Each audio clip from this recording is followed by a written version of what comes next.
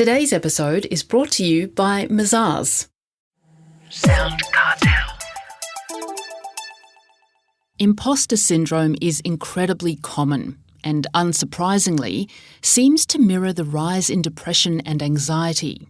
For chronic sufferers, it can have significant impacts on personal and business life. But there are ways of getting through it. Do you or someone you know suffer from imposter syndrome?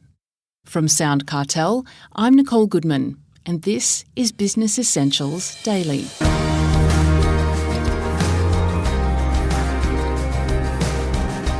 Do you compare yourself unfavourably to others? Do you feel unworthy of the respect from your staff? Do you worry that what you do isn't good enough? These could be signs of imposter syndrome, and it could be holding you and your business back. Behaviour change expert Suzanne Mercier says one of the key deficiencies of leadership is imposter syndrome. Overcoming self-doubt will not only help yourself, but also help lift your team and improve your business. First, a definition. What is imposter syndrome precisely, and how prevalent is it among business owners? Suzanne's talking to Chris Ashmore. It's the feeling of not being good enough, the persistent feeling of not being good enough. People who experience it say that they might feel like fakes or frauds occasionally. They tend to focus on their weaknesses and their failures rather than their strengths and successes. And if they've been successful, they tend to think that it's either been good luck or somebody else's mistakenly positive view of them. These days, it's probably more broadly used. It's probably used more as an indication of a limiting set of beliefs, like I believe I'm not good enough, and that is a pretty all-encompassing category. It's prevalent. Roughly 70% of people experience it, and about 33% of it experience it at a pretty chronic level, meaning that it's like a pair of glasses that they wear all the time and they see the world through. And I think that one of the big things is that, first of all, if I have been successful, and I have to be successful to experience it in some measure, but if I have been successful, then I think I'm going to have a hard time pulling the rabbit out of the hat again. But probably the biggest thing about the imposter syndrome is that it has been proven to have a significant impact on my career aspirations and my performance. So when you are the business, for example, when you're a small business owner, that's even more important because you're the business. If you don't feel inspired to create the business, if you don't feel excited about what you're doing in the business and therefore inspiring your team, whatever they might look like, they might be literal or virtual. If you aren't inspiring them, then you're not going to get the engagement from them and therefore the level of performance that you need to deliver great customer service and to have a sustainable business. So the imposter syndrome is pretty serious, and it sort of impacts things like confidence as well as being inspired to help others see the business the way that you do and to contribute the way that they can. How does the imposter syndrome affect business owners and their business on a day-to-day practical kind of level? Well, the thing about the imposter syndrome is that it's actually latent until it's activated. So in other words, I can go along feeling quite confident and quite calm and operating from my strengths, because most people set up a business because they're good at something, really good at something. So they might be good accountants or good gardeners or good hairdressers or whatever. And so they've got this area of expertise, which is fantastic. So they're confident with that. But what happens is that they may not be confident in running a business. And there's a lot of uncertainty in running a business, as I'm sure you know. You can't control so much of what goes on. You can only control your output, if you like. And so when you have the imposter syndrome, it impacts and it's activated. It can impact your ability to lead people. It can impact your ability to get out and market and sell the business, which of course impacts bottom line. So the thing about the latency and it's sitting there underneath the surface is that, as I said, we're feeling confident most of the time, but then something happens to trigger that feeling of not being good enough. And it might be a competitor did something that got lots of accolades. It might be that you've got a rejection from a new client, or it could be so many different things. It's different for all of us. Then we go into this space of feeling like we're not good enough. And when we do that, it's such an uncomfortable space that we move out of that as fast as we can. So unconsciously, we react very quickly with behaviours that help us reduce the feeling of uncertainty and increase the feeling of control that we have. And it's the behaviours that tend to be the problem, because they'll either cause us to push through with bravado and still hope that we can make it through and people won't figure out that we aren't good enough, or it causes us, probably with a more negative impact, to pull back. And that makes it very difficult for us to lead effectively and for us to sell, which are the two key things, I think, for small business, certainly in my experience.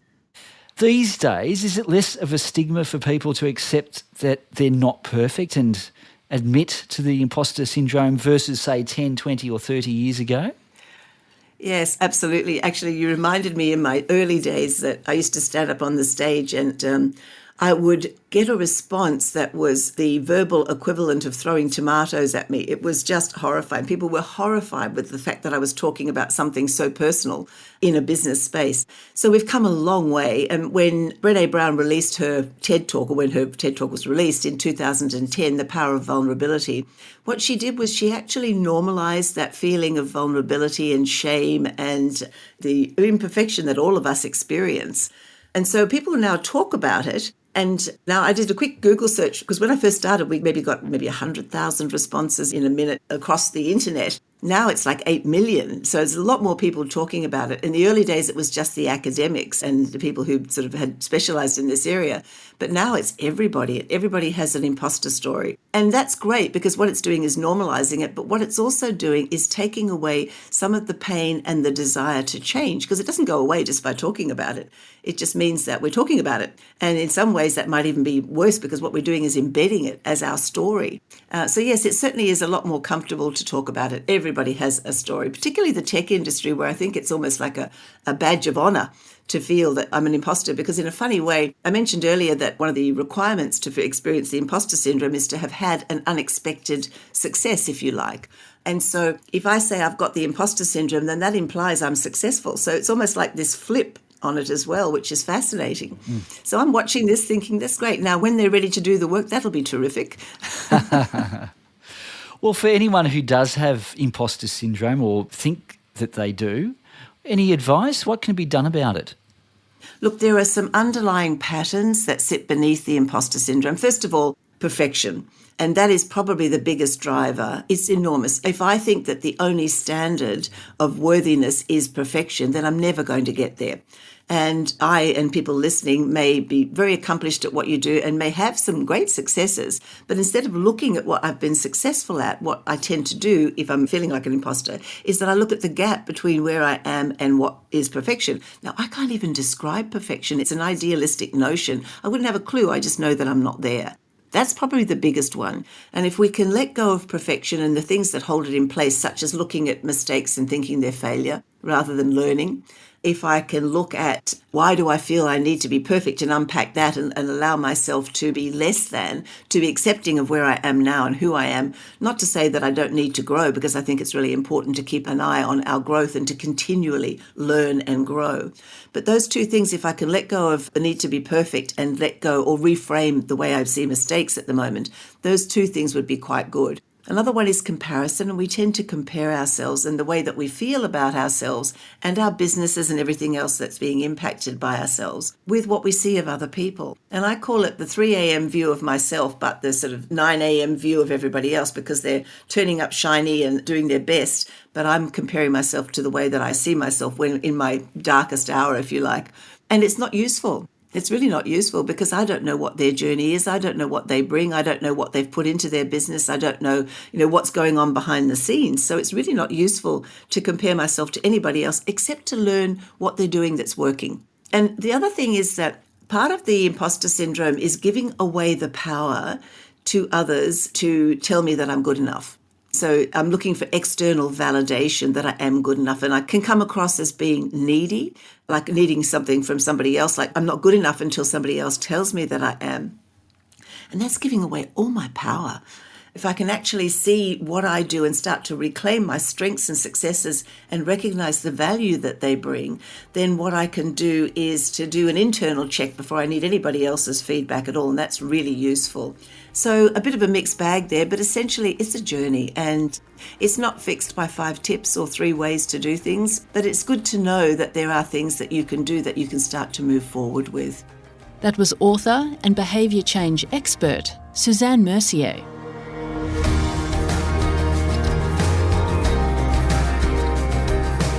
This episode of Business Essentials Daily is produced by the team at SoundCartel. Thanks for listening. I'm Nicole Goodman. We'll bring you more Be Daily tomorrow. Follow @BE Daily Podcast across social media and head to bedaily.com.au for more from the Business Essentials Daily Podcast. SoundCartel. This episode was brought to you by Mazars. To find out more, visit mazars.com.au. That's mazars.com.au.